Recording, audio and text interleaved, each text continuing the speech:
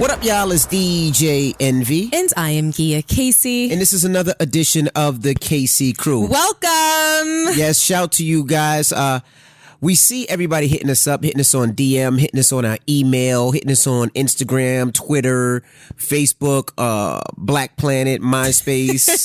Sending pigeons. Sending pigeons. We see all of you guys, and we apologize for I guess not doing a podcast for the last couple of weeks, but it's been a crazy couple of weeks. A few weeks. Well, one, we went to Madison's college tour. Well, first it was the rally. I went on a rally for a week. Right. Where I got a couple of guys. It was like 30 of us. We went on a rally all across the country. Car rally. Then I actually think we did a podcast right before the rally. The week after that was Madison's college tour. Right. And on Madison's college tour, we pretty much went to every college that we were thinking about on the East Coast. Right. So we started off in New York. City. So we went to NYU, Columbia. Then we went to Jersey, where we live. We saw Princeton. Then we drove to DC and saw Georgetown and Howard. Went to Georgetown and Howard.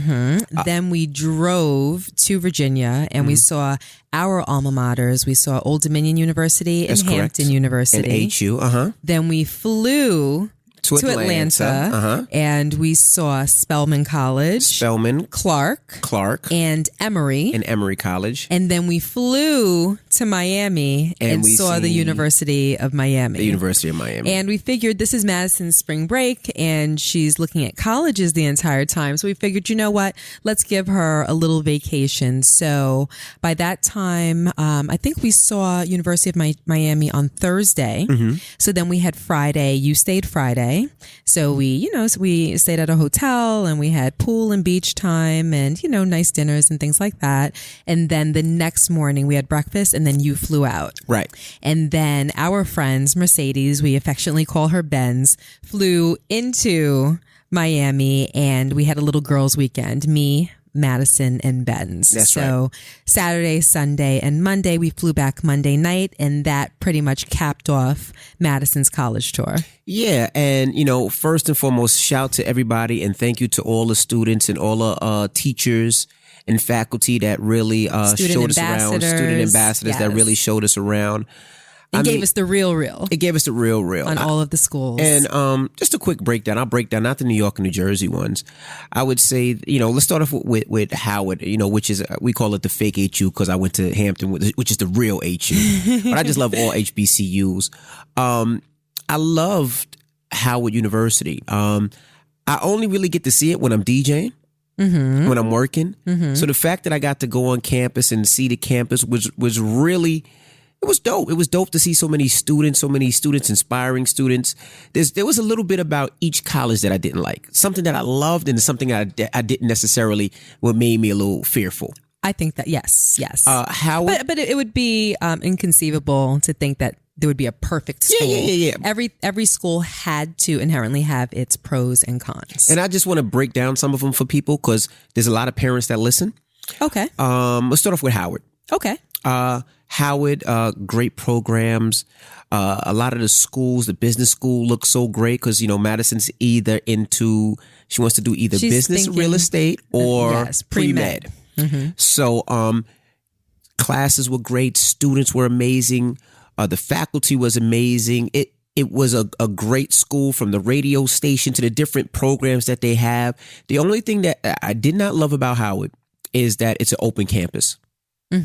And to have a daughter just scares me to have an open campus, because, and when I mean open for people that don't know, anybody could drive down the street. It's very open. It's not gated.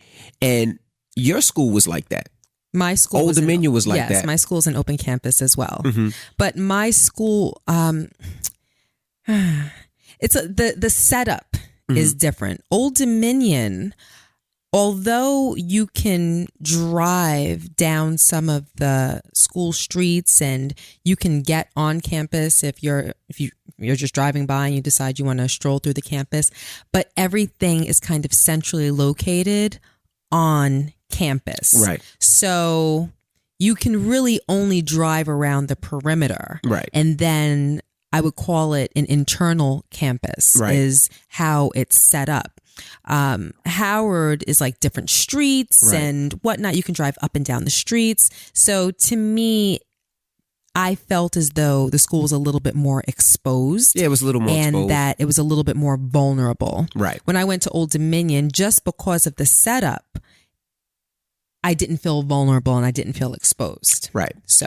Yeah, so that was Howard. Emory, which was pretty much down the block, 15 minutes down the block. No, Emory is in Atlanta. Oh, I'm bugging. I'm at Georgetown. Definitely not down the block. I'm in Georgetown. Georgetown is down the block. Very, very close by. Yeah, now Georgetown was more of a closed campus. Georgetown is a very esteemed school. And Georgetown was an enclosed campus. Did we have to go through a security? Yes, we had to go through a security gate.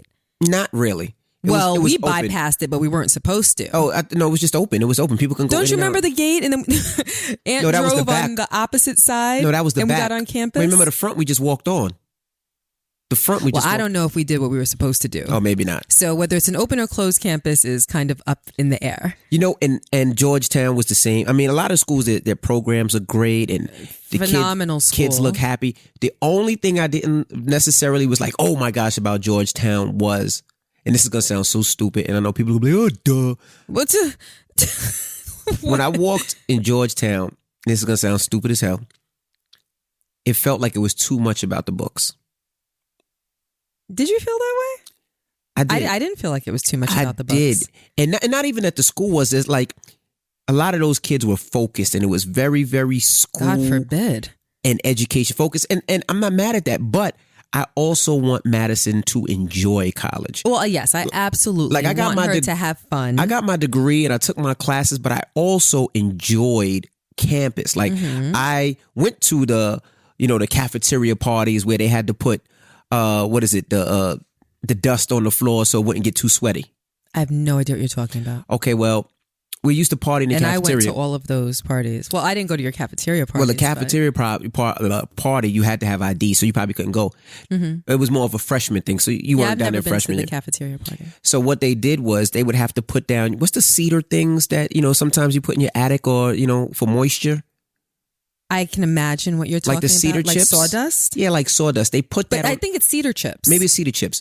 They put it on the floor. What? So when it gets very, very hot, when there's too many people in there and it's very, very hot and it's very humid. Moisture collects on the ground. Right. So it's not slippery. So and people it's won't slip. Yes, okay, exactly. So I've never heard of that, but that's an interesting concept. But it would be all over your shoes, but it would be that type of party. I don't know why I was talking about that. Oh, yeah, I was saying college. But that was a college experience that I'll never forget. It was just fun. And I didn't necessarily get that with Georgetown. But I don't great think school. That we would have been able to see that. I know. And I don't think that the kids were walking around looking too smart. I didn't say that either. I didn't say that either. But people know what I mean. I'm just playing with you. There's a lot of, I want her to be heavy into the books, but I want her to have a social life as well. Well, I'll tell you this much. There's a lot to be said about a school having an exceptional curriculum and, what the kids do after college, whether they go to med school or they go to law school. A lot of the colleges keep track of how their alma mater moves on and their accomplishments and whatnot. So there's a lot to be said about the quality of different schools. But I think there's more to be said about a school simply being the right fit for a child. Right. The school has to feel right. Right. It does. When you're there, you have to look around and be able to say to yourself, I can see myself being here because it feels right. Absolutely. And that can be about whether it's a closed or an open campus. It can be the layout of the campus. It can be the beauty of the campus. It can be the weather in the state that a child may decide to go to school. It can be about the way that the faculty interacts with the student. It can be about the other students. It can be what's in the town. What other things are there to do in the town? Right. Are there malls? Are there entertainment? Some kids might be into bars. That's not, something I'd be like, oh yeah, there's bars. But, realistically, kids might say, okay, are there bars around? Is there an airport nearby? Like recently I heard that Virginia Tech, the nearest airport, is 3 hours away. Really? So yeah, I know another parent whose child is weighing between Virginia Tech and Purdue. Where's Virginia Tech? What part of Virginia? I'm not quite sure. It wasn't near our schools. You're going to look it up? Yeah, I'm going to look it up because that sounds strange. So her son is trying to decide whether he's going to Virginia Tech or Purdue. And she said, the only downside is that Virginia Tech, the airport, I heard, is 3 hours away. That would worry me as a parent, because if something happens, I need to take into account how quickly I can get to my child or how quickly my child can get to me. By the time you get to the airport, 45 minutes to the airport, you have to be there an hour before your flight. That's, call it 2 hours. Sometimes a flight can be delayed. That can be 2.5 hours plus 3 hours to get to their airport. That's what? 5.5, 6 hours or whatever just to get to the kid's school. Right. Meanwhile, it takes 7 hours to drive there from New Jersey. So that's a long way for me to be able to reach my child if I need to. So there's so many different things that you need to take into consideration in addition to, the scholastics, the curriculum. I think she was wrong. I don't think that's true. I think she's right, because her son is weighing between two schools. It's Blacksburg, Virginia, right? Virginia Tech? Yes. It's located in Blacksburg, Virginia. And Delta flies into Blacksburg, Virginia. So Blacksburg, the whole is huge. Is the size of California. California. I'm using it. No, it's not. Well, I don't know. That is what she told me yesterday. And if he's a senior, so if he's narrowing it down between two schools, I would think that she kind of knows what she's talking about. Listen, it says Virginia Tech isn't on our list of schools. Hold on one second. This is Maddie calling. And while you do that, it says Virginia. It says. Bo. Hey, Mommy. What's up, baby cakes? We're taping the podcast, so say hello to the beautiful people out there. Hello, everybody. So if you have diarrhea, don't tell them. What? A virus has been going through our house. We had 2 babies homesick recently. London's like the lone survivor of the babies that's been going to school every day. What's up, baby cakes? Nothing. I didn't know that you guys were doing the podcast. No, it's okay. Are you going back to school? Maybe. I don't have class until 2:04, so. All right. Well, text me and let me know. Okay, I will. All right, sweet pie. Love you. Love you too, baby. You don't love me? Love you too, Dad. Thanks. Bye, Bo. Bye, guys. She had a little break, so she went to Panera Bread Factory for lunch. Oh, okay. So anyway, go ahead. Yes, I would say it says it's a couple minutes away, actually, from Virginia Tech. They said the airport is. I just read it right there. But anyway. But whichever way. Right. Let's say that she's right. That's something that you need to take into consideration above, the education, not above, but at least equivalent to the education that your child may get. Ultimately, you want your child to be happy. Right. And fun is definitely part of it. Absolutely. And that's a part that I don't want to miss. I don't want her to miss that. That's a big part of the reason why I encouraged Madison to go away, because she was so close to the hip. Well, she is so close to the hip. I mean, literally, she called me to say, all right, Mom, I'm leaving school. I'm going to get lunch. All right, Mom, I'm on my way back, from getting lunch. Oh, Mom, after school, can I? She's 17 and she has her own car. Hey, Mom, can I go to get sushi with a couple of girls after school? Hey, Mom, I'm at the sushi place. I'm on my way home. Do you mind if I stop at Target? Hey, Mom, I'm at Target. Do you need anything? Hey, Mom, I'm leaving Target and I'm on my way home. Meanwhile, Target is 3 minutes away from our house. Gotcha. So she's very, very responsible. She's very, very close to the hip. And ultimately, she wanted to stay local. Right. She wanted to go to school in either New York or New Jersey and drive in every day, or stay, at a small, stay in a small apartment in New York, or, even if she were to go to Princeton, for instance, that's only maybe 2 hours away from us. So she wanted to stay local, but you and I both encouraged her to go away. Am I going to miss my baby? Absolutely. I feel as though it's going to resonate with me as though I'm missing an arm. You know, I can't really imagine her not being here every day and all the hugs and kisses and the stories and the talks, everything. I can't imagine it. So I'm actually deferring thoughts of that until I'm forced to deal with it. But even with that being said, I want her to go away. Absolutely. Because I want her to have an exceptional college experience, which is what I feel that we had.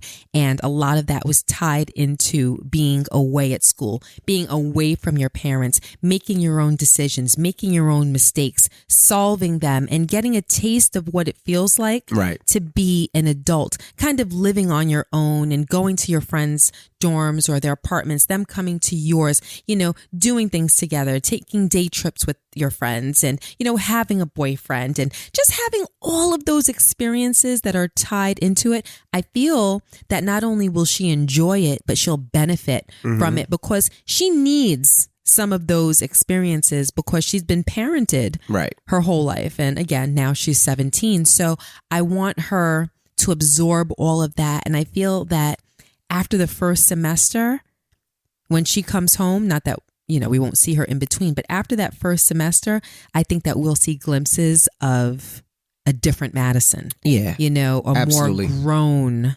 Madison, a more mature Madison. So that's why I encouraged her to go away. Yeah.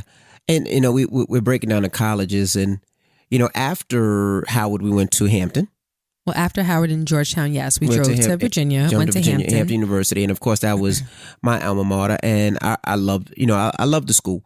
You know, she really got to see everything. She got to eat at the cafeteria. She got a tour around campus.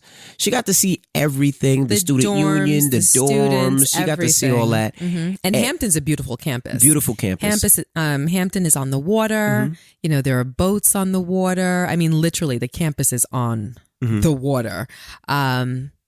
It's, you know, it's been around for years and years. So it's charming. Yes, very charming. Whereas Old Dominion, I mean, that school just must have a lot of money because they're constantly building new buildings. I mean, there's a rock climbing wall on campus. In the student rec center, there's it's like a 2-story workout area that looked like it would put like Jack LaLanne to shame. Huge cafeteria. Jack LaLanne. Oh my goodness.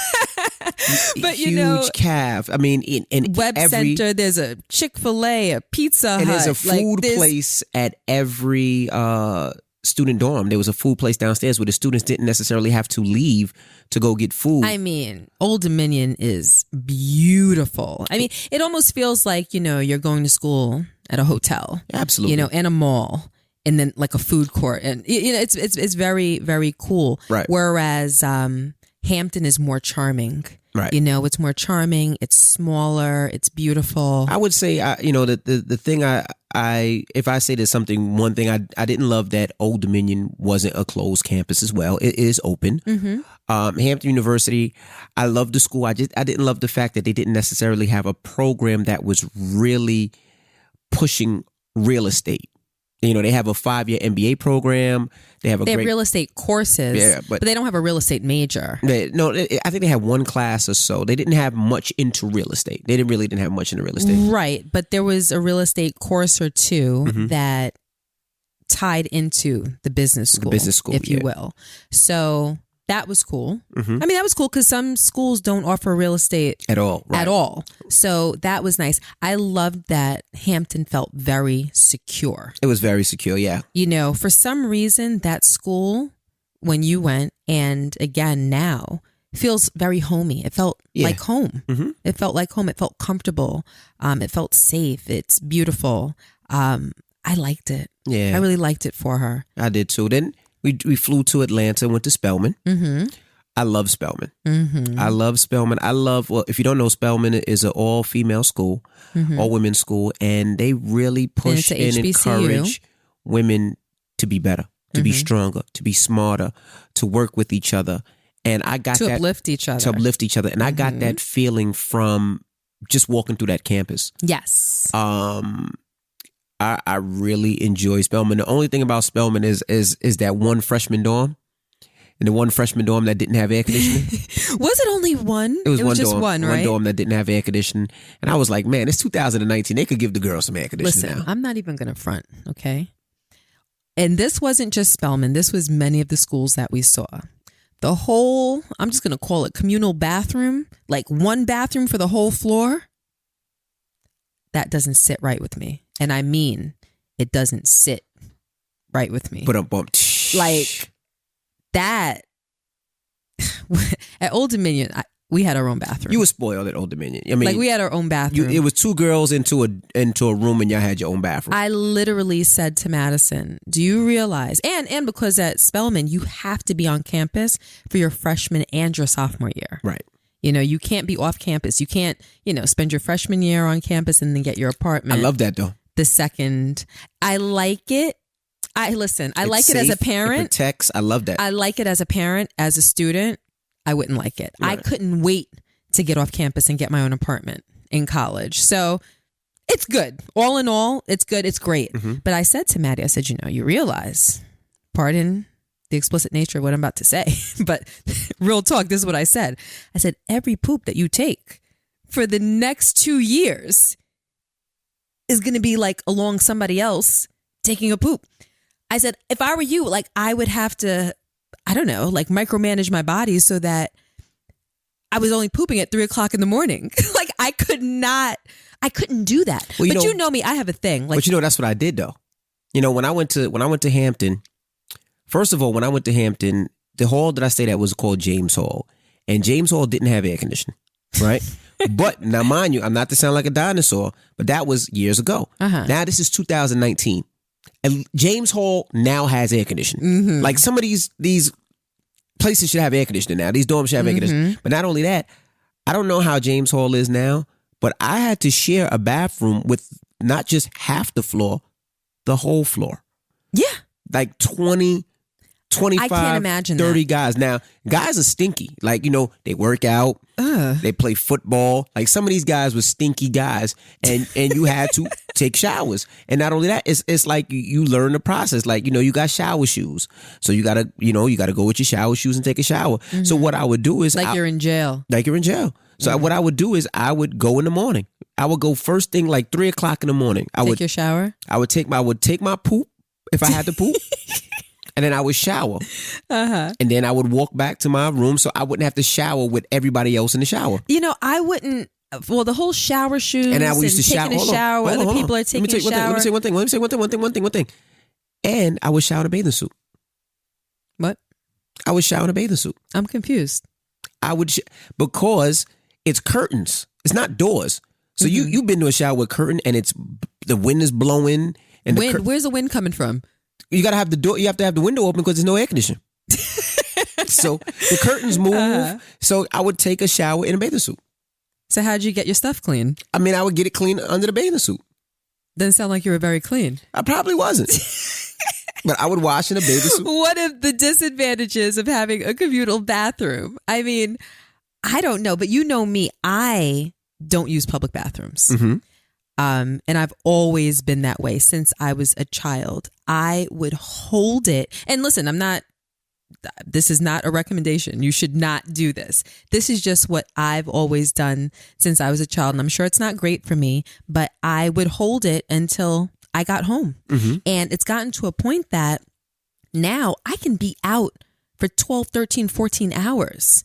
And my body doesn't even register to my brain that I have to go. Mm-hmm. It doesn't even let me know until, I'm pulling up the driveway or, I'm at the door and I'm fumbling with the key or, I'm about to press the garage door opener to get in the house. And it's like, oh my gosh, I gotta go. Mm-hmm. And then I'm running up the stairs. But if I'm on a plane for 6 hours, I'm not the one that is going to say, excuse me, if I'm sitting at the window seat to disrupt your flight to go to the bathroom. I will sit there the entire flight. I mean, you know that. Yeah, I mean, I think you might have bladder problems or some crazy shit. So I don't have any bladder problems. But that's what they always tell you. When you have to go, you have to go. Stop playing. I don't play. I don't even know. Because again, that's just been my way my entire life. So that's how my body functions. So for me, that whole bathroom situation, like the few times, like I hate like when I'm out with the babies and they have to go and I have to take them to a public bathroom. I skeeve the whole process. I have napkins in my purse. I take it out. I use that to open the door. I use napkins to open the stall door. Then I got to sit there and I got to sanitize everything. I travel with my Lysol and I got to sanitize everything. Then I got to line the seat and they don't even sit on the seat. I line the seat just to kind of cradle them and hover them over the seat just in case a little back of their thigh touches or in case I slip and drop them in the toilet. I don't know. I sanitize and cover everything. And then I tell London especially, like, baby, you don't ever touch anything in a bathroom. Because you know what skews me out too? People, listen to this. Think about this. You go to a public bathroom and let's say it's one of the sinks, the faucets that don't have a sensor where you actually have to touch it. I cannot believe how many people walk out of the stall. Now, let's just be real. You use the bathroom, you wipe. Okay. You have germs on your hand. Okay. You take your hand, then you open the little latch and then open the stall door. So now can you imagine how many germs are on that little latch? All right. You open the door. You proceed out. Then you take that same nasty hand and then you touch the little faucet thing to turn it on. One that probably 100 women or men have touched right before you. Most people will say, okay, well, you wash your hands afterwards anyway, so it's clean, but I don't want those germs on my hands. So what do you do? You know? How do you get out the stall? I use tissue. Okay. I use the toilet paper or the napkins that are in my purse. So I touch everything with a napkin. I don't touch anything with my bare hand. So I teach London that. I teach Jax that. Brookie's too young, but when the time comes, I'll teach her that. Madison knows that. Like, you don't touch anything in a bathroom. People are in there doing their business. And then after they do their business, they're touching everything and they wash their hands before they leave. They say that there's more germs on the faucet knobs and all that than anything else, like on the in the world. Like, it's the most disgusting place to be. Ugh. So anyway, getting back to, communal bathrooms. I want to ask you a question about that. Okay. I was thinking about this the other day. It's funny that you mentioned it. What? When a man pees in a urinal, right? In a urinal? Okay. My privates are clean, right? I don't know. They're clean. I guess it depends on the day. Shut up. They're clean. Ass. You just come from the gym. They're clean. Are you nasty? Do we just do our business and you just jet out because you're late for the club? Listen, they're clean. You get there, may not be so clean. Right. You asked. You shouldn't have asked. You should have just continued with your point. All right. Well, when I use the bathroom, if it's a good day, it's clean. Okay. So I'm putting my hand on my penis. Right. Right. Or like a lot of times I just open my thing and I just let it fly and I pee. Right. But if you do that, doesn't it kind of go everywhere? No, I'm I kind of picture it like a hose. You know, if you just leave a hose on the floor and then you turn it on full throttle and then the hose just starts flapping all over the place? That's not how it works. No. But I got control. What do you mean? I can direct it where it needs to go. If you're not holding it? Right. You can direct it? Man, I don't believe you. You can direct it? Yes. You can direct it? Yes. Like pointing a finger? You have that kind of control? Well, not pointing your finger. You know which way your penis is hanging. Like if it's hanging, that's not control. Yeah, but if you have to go to the bathroom, it's not just flaccid and hanging. It's kind of erect because you got to pee. Okay. So you pee. And then I zip my pants back up. Why do I have to wash my hands? Because I'm not touching anything in there. I mean, technically, if you didn't touch anything in the bathroom, but you probably touched the door going into the bathroom. And you might have touched something in the bathroom. If you touch anything in the bathroom, you better wash your hands and use hand sanitizer. I don't know why we got there. But if you don't touch anything, then technically you don't have to wash your hands, but it just seems kind of nasty anyway. Why? Because I didn't touch it. I mean, you're right. I'm just saying it seems kind of nasty. It just feels nasty. Like you should wash your hands. Okay. And if you don't want to touch anything, then you should walk around with a hand sanitizer. That might be more sanitary than washing your hands in a public bathroom. Yeah, maybe I'll do that. Maybe I'll keep it. Anyway, I don't know. My point is be mindful when you use public bathrooms. I just avoid them altogether. Well, yeah. Because we're talking about the communal bathrooms at Spelman and at a lot of the colleges and universities that we went to. It is a typical thing. It is just about standard. I think that the colleges that have suites where the students have their own bathrooms are kind of few and far between from what I've seen so far and from, friends of mine that have gone to other schools different than mine. So I said that to Maddie and I'm like, yeah, so, you're probably just going to have to go to the bathroom in the middle of the night, take your shower, do your business, and kind of keep it moving that way. So so that's the one thing that's going to be odd. What? Her doing her quote unquote face routine in the communal sink. She doesn't have to do. No, she can do her skincare routine in her room. No sink in the room. Well, once you wash your face. Yeah, but you're right. Once you wash your face in the public bathroom, I mean, you go back and then you do the rest of your skincare. But you do have to wash your face and brush your teeth in there. Yeah, I wouldn't be happy about that. That's kind of my point. But anyway, it's normal. That's my own little tick, I guess you can say. Okay. But Spelman was a beautiful school.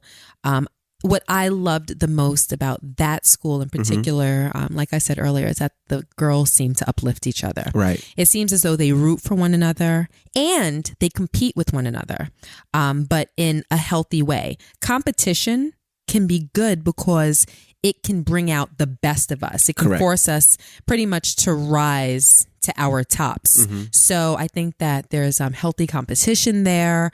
I think that they encourage one another. They stand up for each other. They push each other. It just seemed like and the campus was beautiful. It was, yeah. There's I don't want to misspeak. What was, I don't know if it was a church or a cathedral. What was that on campus? Church. It was a church. Was it a church? Yeah. That's where they, when Martin Luther King died, they did his funeral there. Yes. Beautiful, beautiful, beautiful. Just loved everything about that school. I would be happy to see her go there. Again, loved Hampton. And the reason I like those two schools the best thus far. And University of Miami, Emory. Well, the reason I like those schools the best thus far is that they both seemed small enough. And I kind of felt as though she would be nurtured and I kind of felt like she'd be coddled in a little bit, like, it would be the most comfortable. They weren't overwhelming, like when we went to Emory. Right. Emory, again, very, very difficult school to get into. The academics there are stellar. They have incredible programs. The campus is beautiful. I mean, stone buildings, and they had a rock climbing wall on their campus. They had an exceptional exercise area. Library was amazing. Like, they actually had a letter in that library. I don't know if you remember. Barack Obama wrote his girlfriend before Michelle Obama. Wrote her a letter when he was in college. And they had that letter. Now, how they got that letter, I don't know, but it was just weird. But they had that in their library. Yeah.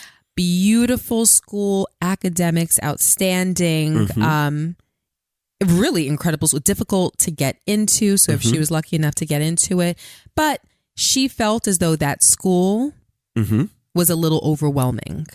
And I don't want to say that it was so big, but it is a very big school. But she felt as though walking through the campus, people kind of had their heads down and was about their business. To her, it didn't give her the feeling as though it would be easy to make connections with people. Same thing I thought about Georgetown. Remember? Same thing that you thought about Georgetown. Yes. Well, you put it a different way. But yes, I guess that's what you were getting at. So for her, I don't think that it felt like a fit. They have an incredible medical program. So if she did do pre-med, I mean, it would be a fantastic school for her. Right. But again, it has to feel right. Those 4 years that you spend trying to achieve your undergraduate, it has to make you happy, you know, and I don't know that is the school for her. So we saw Clark Atlanta.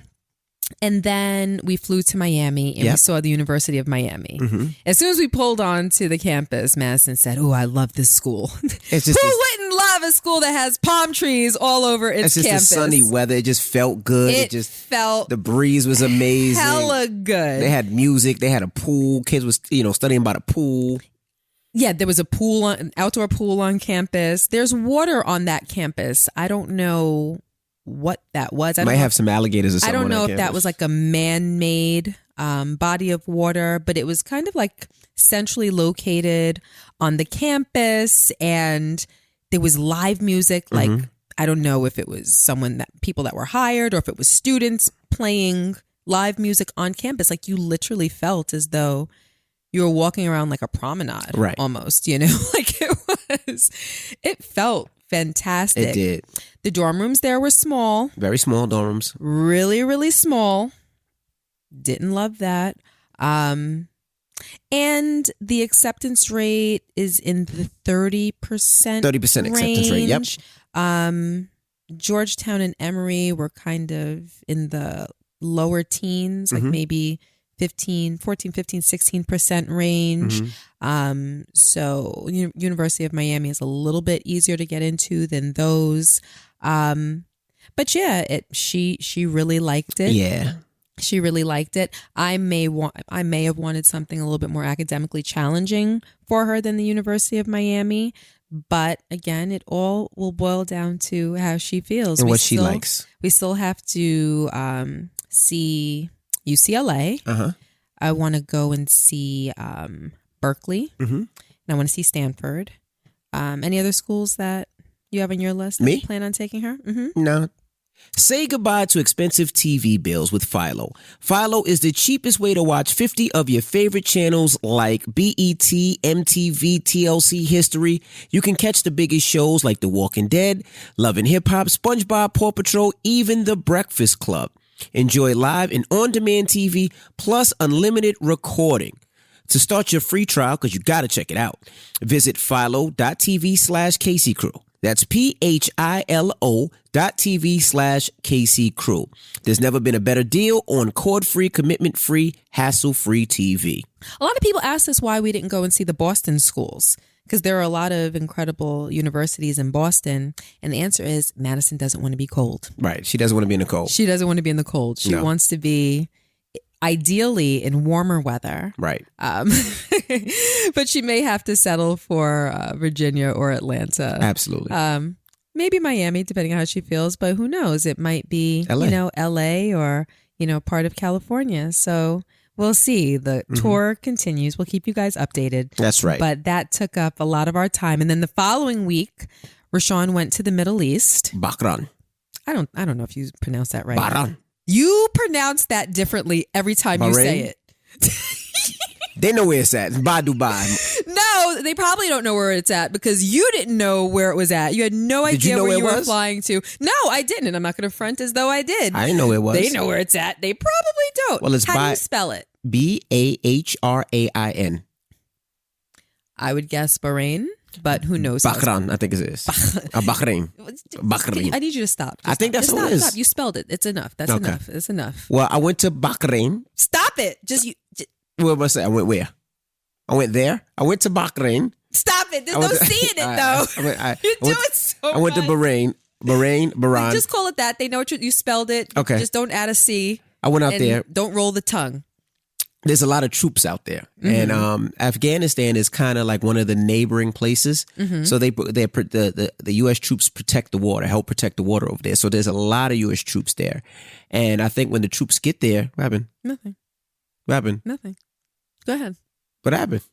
Rashawn, I'm going to knock you out in 2 seconds. I promise you. What happened? Just continue what you were saying. What happened? What? I thought I saw something crawling on the bed. Rashawn, stop it. Rashawn, don't play with me. All right.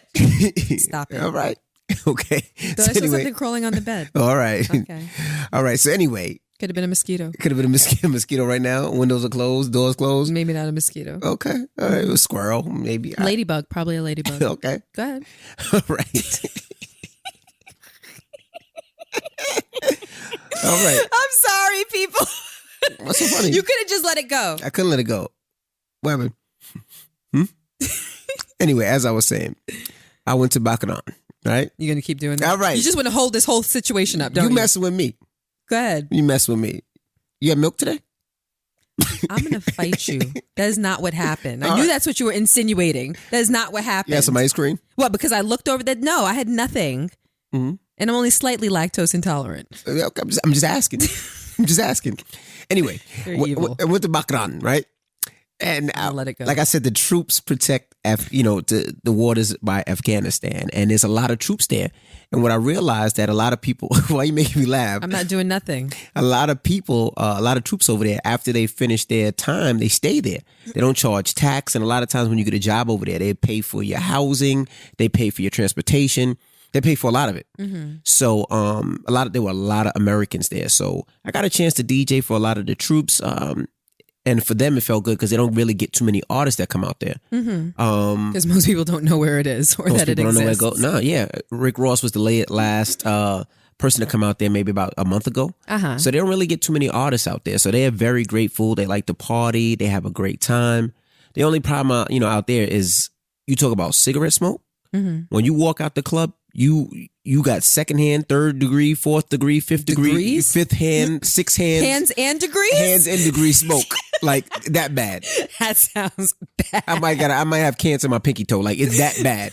Like it was just Wait, when you walk out of the club or when you walk in the club? When you walk in the club, people are smoking. You said when you walk out of the club. Yeah, so when you walk out the club, you realize that all your clothes and everything smells like cigarettes. You're saying that when you walk out, you're reeking of... Yeah, so okay. So we were out there and DJing for the troops. So shout out to troops, had a great time, and shout out to all the U.S. troops. We really appreciate what you guys do for our country. But then you flew back, and then you flew directly into Miami. To Miami to do our real estate seminar. Right, where I happened to be. Now, mind you, I had just left Miami from the college tour the prior weekend. He left for, I'm just going to call it Bahrain, midweek. And then he was gone, and then he flew in on Saturday night. Now, I was back in Miami for a girls' trip. It was my girlfriend Dia's birthday, so a friend of mine and myself flew to Miami for the weekend to celebrate with her. So I was there. He flew in. We had a suite, so he spent the night with me and then left the following day. That's right. And I didn't leave until Monday evening, and then I came back. Yeah, so we've been running around. We've been running around and kind of crazily. And then this week we just had a lot of business meetings and conference calls and things of that nature. And you've actually had a lot of real estate things this week. So we have been extremely busy. And that is the reason why we literally didn't have an hour to tape the podcast.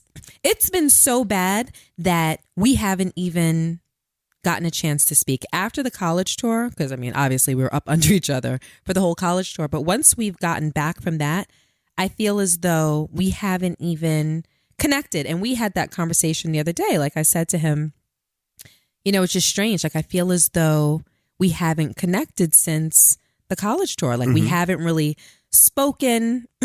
We've spoken on the phone, but just not face to face. And there's a feeling that you get when you feel as though you and your partner bond or connect. And I feel as though we've kind of been for the past 2 weeks like two ships in the night in a sense. And I don't like that.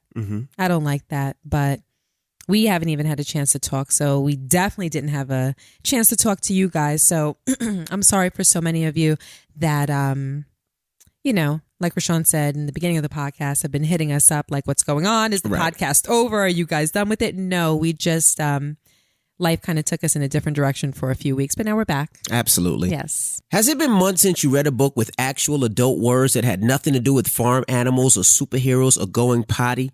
Well, then it's time to take a break. Pour yourself some wine and put on your comfy pants and listen to Christine Hensley and Jen Smedley read the hilarious #IMomSoHard audiobook to you. I Mom So Hard creators Christine Hensley and Jen Smedley are just like you and your best mom friend, only funnier and with more wine. They know that you probably didn't take a shower today and that the last thing you need is more advice on how to be a better parent. #IMomSoHard is available now on Audible, Apple Books, Google Play, audiobooks.com, and everywhere else audiobooks are sold. And let's get to the email of the week. Okay. All right. And we missed you guys. Yeah, absolutely. Absolutely. Here we go. My husband is selfish. Awesome. I'm in too deep and just now realizing it. Please help me. Hey, Uncle Envy and Auntie Gia. I'm more like cousin. She could be auntie. But you're older than me. I'm not. I hope you don't mind me calling you that. That's funny. I do. Call me cuz. No, I'm just kidding. I don't care. My friends and I love you guys so much. That's why we always call y'all that. Laugh out loud. But anyways, I'm going to try to keep this short. My name is Angel. Wink, wink. I'm 29 years old. My husband and I have been together since we were 15, just like y'all, and have been married for 2 years, and we also have a 3-year-old daughter together. Okay, so here's the thing. My husband is always so defensive, and it's starting to drive me insane. Whenever I want to do something, go somewhere, or experience something new, he makes up every excuse in the book on why he doesn't want to go. His number one excuse is always money, which he makes good money. He's not struggling, and he acts like by going out to eat once a month is just going to make him go broke. It's so annoying.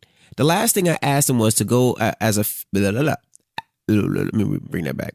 It's so annoying. The last thing I asked him was to go to the fair as a family. I didn't know what that was. Oh, the fair. Okay, I'm sorry. I didn't know. When she said fair, I was like, what the heck is a fair as a family? The fair as a family, and I would pay. I would work full-time just like him, and we would have separate accounts. He said no. So I said, well, why not? Because your excuse is always money or it's too hot outside. And neither one of those... It's too hot outside. Wow. And neither one of those were a factor then. So what's your excuse now? He just said simply, because he doesn't want to go. We literally just had a heart-to-heart the day before, and we agreed that we both need to try harder. I feel like whenever I ask him anything, he is just so defensive. Like, he was about to take our child to school and stop by McDonald's, and I asked him to get me a Gatorade. He walked off while I was asking, then walked back saying, it's going to be too cold because I'm going there first. So I'm like, what are you talking about? I want Gatorade from the convenience store. I feel like this is just a prime example of how he makes up an excuse for everything. He didn't even listen to what I was asking.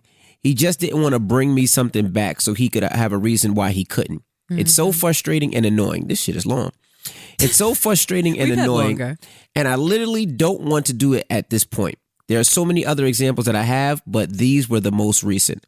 I love my husband with everything in me. I can't imagine life without him, but his selfishness, stubborn ways, and the attitude of never wanting to do anything is starting to piss me off, and I just don't know how to go about it anymore. I try to have serious talks. He says he never wants to go broke again. That's why he's cheap, which I get 100%, but damn, a $40 date every once in a while is not going to kill his pockets. Then he tries to flip the script and say, I need to pay for a date. Meaning she needs to pay for a date. A, I'm struggling right now. That's a whole nother email, laugh out loud. B, he did not get his first job until after he graduated college, so I held us down all throughout high school and throughout college. I always worked and we didn't live with each other. So when I say held us down, I'm talking about paying for dates and flying myself to go see him, paying for car rentals, hotels, and still having to pay for food while I was there. It just really hurts my feelings that he doesn't want to go above and beyond to make me special. I listen to all these beautiful love stories, and I can't help but to think, how did we get here? I know every relationship is different, and I know I should compare mine to theirs, but damn, I feel like I'm worth more than I'm receiving. Please help your niece out. Laugh out loud. Thank you. Love always. P.S. Gia, you are the shit. Like, how do you get so perfect? Laugh out loud. Also, can you let us know what your parents did for a living because they raised an amazing person?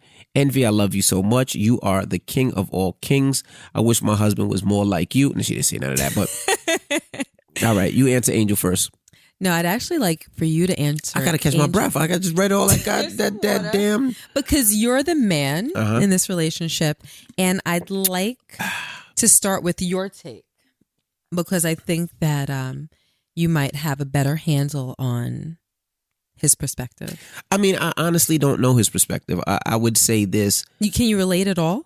A little bit. It seems very realistic to me. A little bit. I think a lot of people experience what she's experiencing. For myself, when it comes to the money talk, I'm like that as well. Mm-hmm. As a husband or a boyfriend or, a man in a household, you want to protect and provide, and you want to make sure that you're always good. So, even sometimes we have a conversation and, you'd be like, hey, I want to go here, and be like, nah, we're saving money. And you'd be like, well, it's $20 back in the day. And for me, that $20 was everything, because we were on a bigger mission to save for something else, whether we were trying to buy our first house or we were trying to save for an expensive vacation or whatever it was, $20 to at that time, it's like, it's just $20, let's go on a date, or it's just $40, let's go on a date. But it can be $20 towards something for me, bigger. In the way that I think, and probably the way that he thinks too, that money could be towards something, or he never wants to put himself in a position where he is broke. Again. See, that's, I think, the key word in the email, at least, going towards that point. She said that he never wants to be broke again. Again, right. You can have PSTD. Right, when it comes to that. When absolutely. it comes to finances. Right. If you've been broke at one point of your life where you're eating cornflakes and drinking water or eating bread and ramen noodles just so that you're not hungry, because, ramen noodles is 35 cents and water is free and cornflakes can be, $5 for a whole box, and, you get a gallon of milk and that can last you. But not you. No milk for you, but good. Good tie-in. I like that. High five for that one. Okay. Shame on you because that's not what happened, but I still like the tie-in. Okay. So having experienced that, or not having a car, or having a car not being able to make your car payment, or having a landlord constantly harassing you for the rent, or not being able to pay for the simple things. If you go through a period of your life where you experience that and you come out of it, I could imagine that someone can have some type of PTSD, right, where they never want to experience that again and will do everything to make sure that they don't. But they also might view money differently. Correct. Than other people. Their relationship with money may be very, very different. Correct. And just that word again makes me feel as though that can kind of speak to what he may be feeling. He may look at money like, I need to keep this as close to me as possible. Right. Maybe that's part of the reason why their finances are separate. I know that it's different strokes for different folks, but I personally, and this is very personal, everybody does things differently, but I personally have an issue with being married and having separate funds. And we know several couples that separate their money, like mine and yours. Right. I feel that when you're married, it's ours.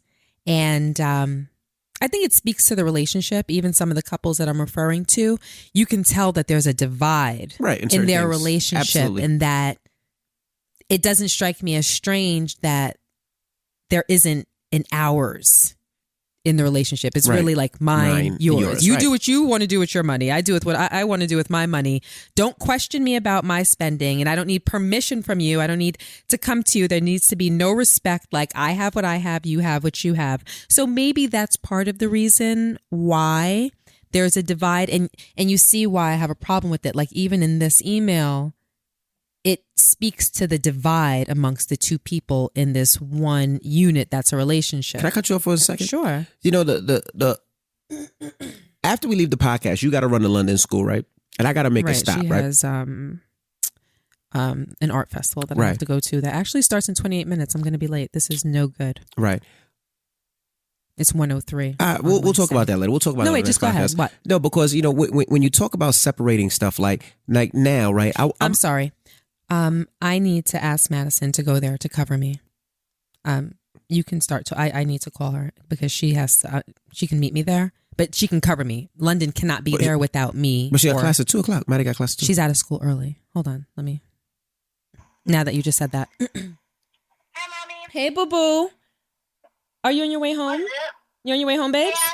Do me a favor. We're still taping the podcast. I'm going to be a little late for London's art festival. Can you go over there and cover me, and I'll meet you there?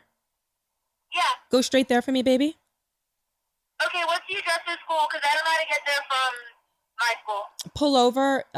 I can't tell you on the air because I literally have a mic to my mouth right now. So just pull over and Google it. You know what town it's in. All right. Well, pulling over is dangerous, so I'll figure it out. Or pull off. You have enough time. You have 26 minutes. Okay. All right, sweetie pie. I love you. I'll see you there. Love you too. Bye, Mama. Be safe, boo-boo. Bye. Oh, that's smart. Yeah, I don't want to cut the podcast short.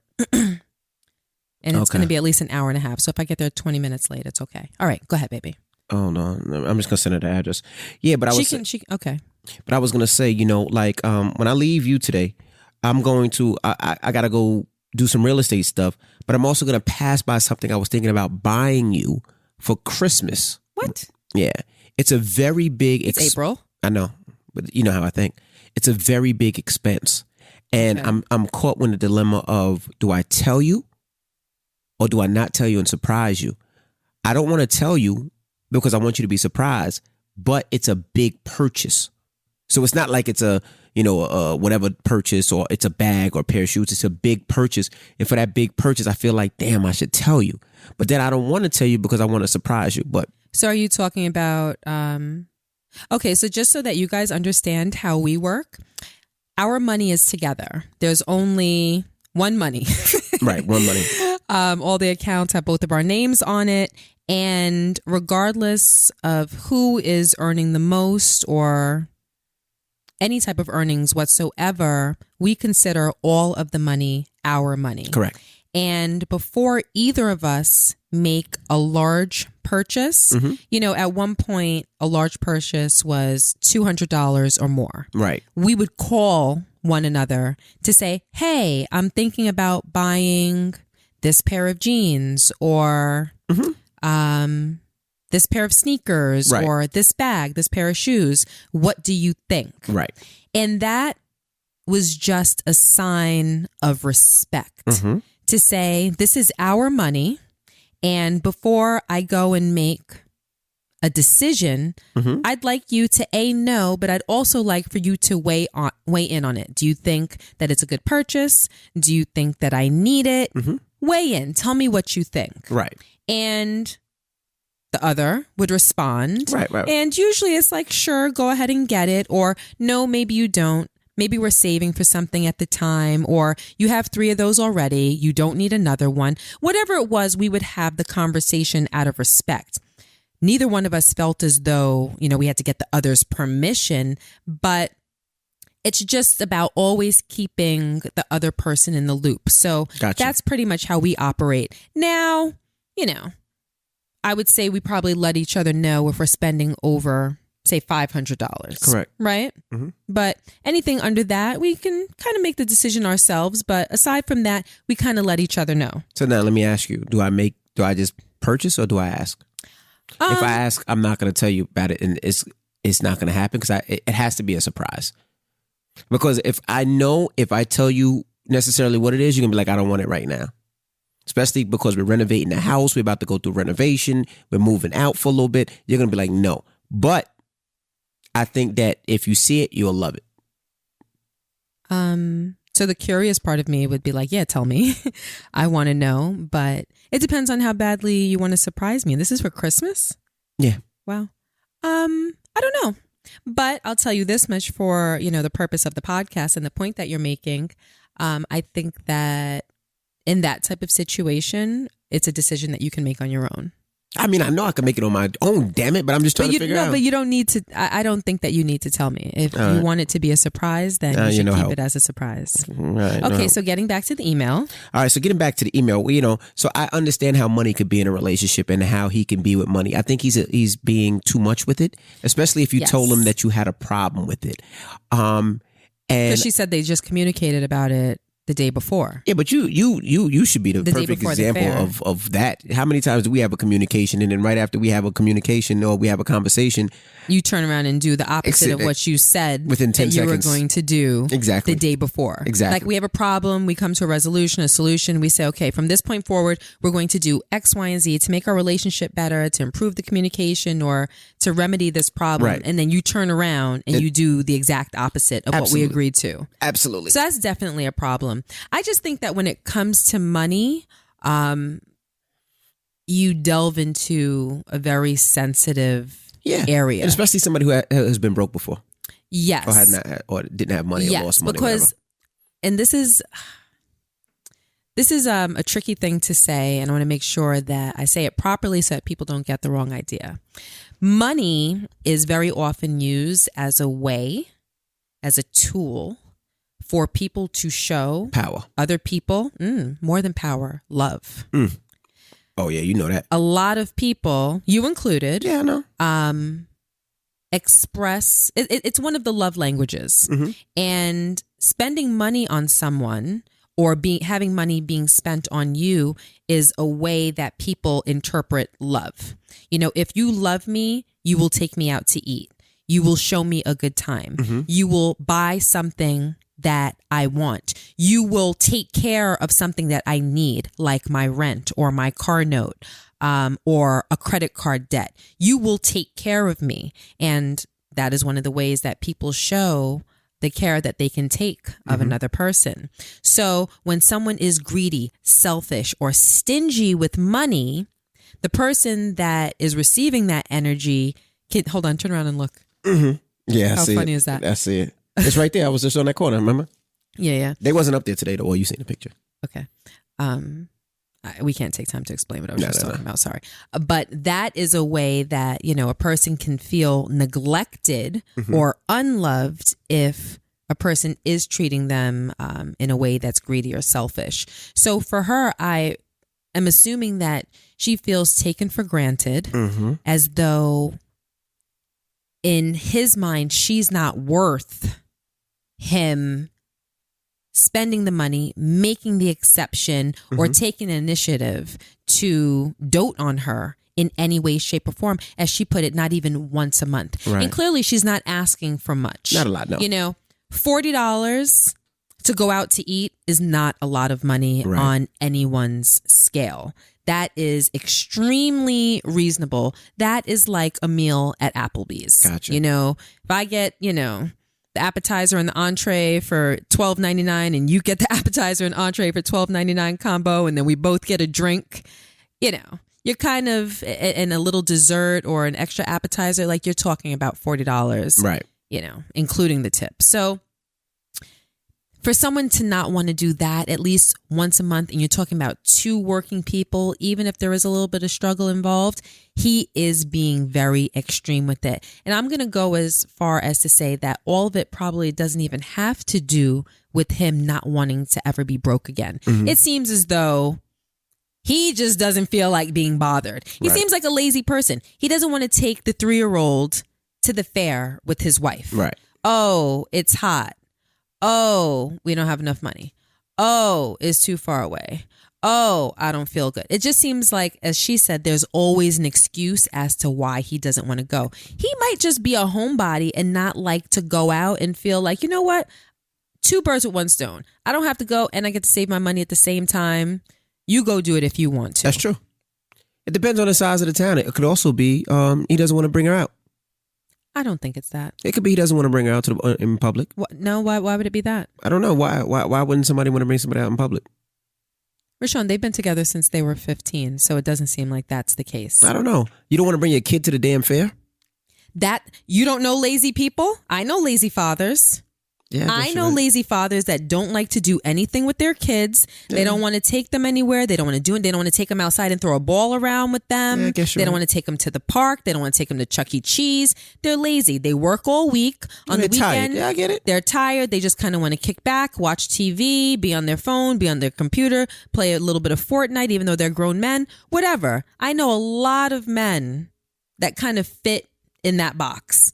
So it just seems like he may not be the outgoing type. And she seems as though she is. She wants to experience the outside world and, take her relationship there and experience that with him. So what do you advise? I think there's a problem at the root of it, because there's such a thing called compromise.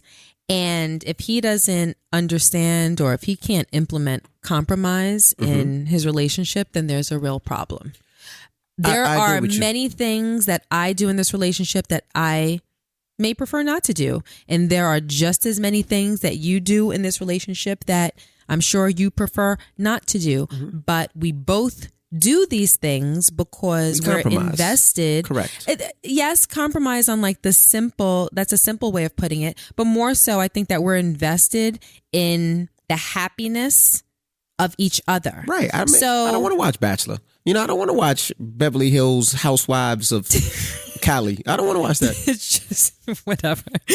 Yes, but you will lay in bed, and if I'm watching it, you will watch it with me and comment on what's going on. Yeah, you don't give a fuck about a 993 Porsche GT2 RS. You don't give a fuck about that. But I really don't. I haven't sat in either of those cars. Right. I haven't sat in the vast majority of your cars because I really don't care. Kind of don't care. But you act like it, though. But I do, because you're into it. That's right. Since you're into it and you love it, I'm going to be there to support you. I will go look at these cars with you. If you're looking at them online and you ask my opinion, I will give you my opinion. We could talk about the cost. We can talk about whether it's worth it for you to purchase. We could talk about whether, it's going to be an asset to your car shows or not. I will have all those conversations, even though I'm not really into it. Right. But my baby is. Right. So bleep it. And that's what I am too. And that's how they should be in their relationship. And that's how it should be. He doesn't have to give a rat's bleep about the fair. Right. But he should get off his ass and go. Absolutely. Regardless, because it's important to you and it's important to your daughter. And I'm sure that you would return the same energy for him. So I'm saying all this to say, yeah, according to the information that you provided in the email, he's wrong. I'm sure that there's his side of it, but we can only look at it from your side because that's all the information that we have. But he's wrong. He should do, for the most part, what it takes to make you happy, providing that you are deserving.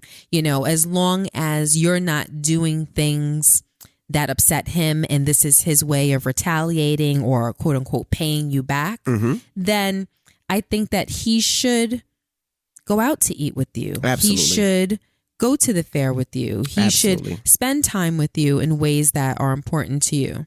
So what do you think that she should do now that we are able to identify where the flaw is? I mean, she should have those conversations again. She said she did. It didn't work. Now what? She should. I mean, it's either have those conversations again and continue to have those conversations again, or go out on your own. Those are the only things that you could possibly do. She doesn't want to go out on her own, well, right? There's only two options. What happens? She can only leave or go out or have these conversations again and really put her foot down somehow, some way, take something else away until that is possible. Maybe something that he's into, that he cares about.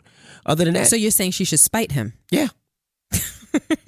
Absolutely. That's good, terrible advice. No, it is. I mean, if there's something that she wants to do that he doesn't want to do, and now they're in a funny altercation because he's just pretty much doing what he wants to do, she has to spite him.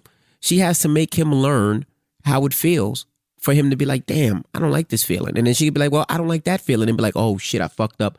Let's do this together. Yeah, she might have to spite his ass. And when I say spite his ass, not go fuck somebody else, but like spite his ass in a way that it's kind of on the same realm. On the same level of disrespect. Correct. Let's keep the disrespect even keeled. Okay. See, that's what I'm talking about. Like, I don't want to just talk about, oh yeah, well, he's wrong. Okay. They need to have a conversation.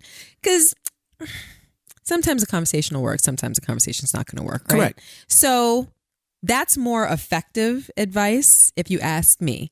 Now, what if he takes it on as spiteful? Like, wow, she's doing this just to spite me. And then then it spirals downwards. And then hopefully it's another conversation and we talk about us both being spiteful and maybe it opens up another door. But I mean, you can't just sit there and allow the same thing to keep happening and happening and happening again. And that's the point. Because if you sit by idly, then it's kind of like an open invitation for the same behavior that you don't like to continue. I'll suffice it to say that I believe that you have to put your foot down and maybe you can start it with another conversation and then let him know very clearly. If there are things that you're not willing to do for me and my happiness in this relationship, then there are things that I'm not willing to do for you and your happiness in this relationship. And I'll go off of what you said. Maybe that would be, okay, well, I'll cook for you when I feel like it. The same way that you oblige the things that I want to do when you feel like it. Correct. We'll have sex when I feel like it. The same way that you oblige the things I want to do when you feel like it. Correct. I'll talk to you and spend time with you in the way that you like to be spent time with when I feel like it. Yeah, I agree with that. Yeah, you make him feel exactly what you're feeling and see. And that's the name of the podcast, When You Feel Like It. When I feel like it, that's the name of the podcast. I just felt like the energy. Okay, maybe we can finesse that title a little bit more. We'll work on it. You write it down because every time after the podcast, you come to be like, what did I say we were going to call the podcast during the podcast? I'll be like, I don't remember. So, okay, so I like that. I like that. Make him feel your pain. Well, Angel, good luck, man. We wish you the best. Make him feel your pain. Make him feel your pain. You didn't like that? No. Well, we'll talk about it after. All right, go ahead. All right. Well, Angel, good luck. Keep us, let us know how it works out. And again, the email is the KCCrew@gmail.com. THEE. KCCrew@gmail.com. Yes. All right. And also, I'm going to be in Detroit coming up. So if you guys want to learn about real estate, I want to see you at our Detroit seminar. We're doing Detroit and then Atlanta. And if you want any information you want to learn about real estate, we actually bring the people to the seminar, the people that help with credit, the lending, attorneys, agents, and all that. So hopefully I get to see you guys. All right. Just click the link in my bio and get all the information. All right. It's time to get up out of here. I know you got to go to an art class and I got to go. Art festival. I got to go look at some real estate. So I will see you guys next week. All right. I'm DJ. Just you? Oh, we will see you guys next week. Just saying. All right. Well, I'm DJ Envy. And I am Gia Casey. And she's not drinking no more milk. And that was another edition of the KC Crew. We're back. Toodles. Get over 50 of your favorite channels like VH1, Revolt, BET, Lifetime, History with Philo. Philo brings you live and on-demand TV plus unlimited recording for only $20 a month with no contract needed. Philo is available on Roku, iOS Fire TV, Android TV, and Apple TV. To start your free trial, visit philo.tv/KCCrew. That's philot.tv/KCCrew. /KC Crew, /KC Crew, /KC Crew, /KC Crew, /KC Crew, /KC Crew, /KC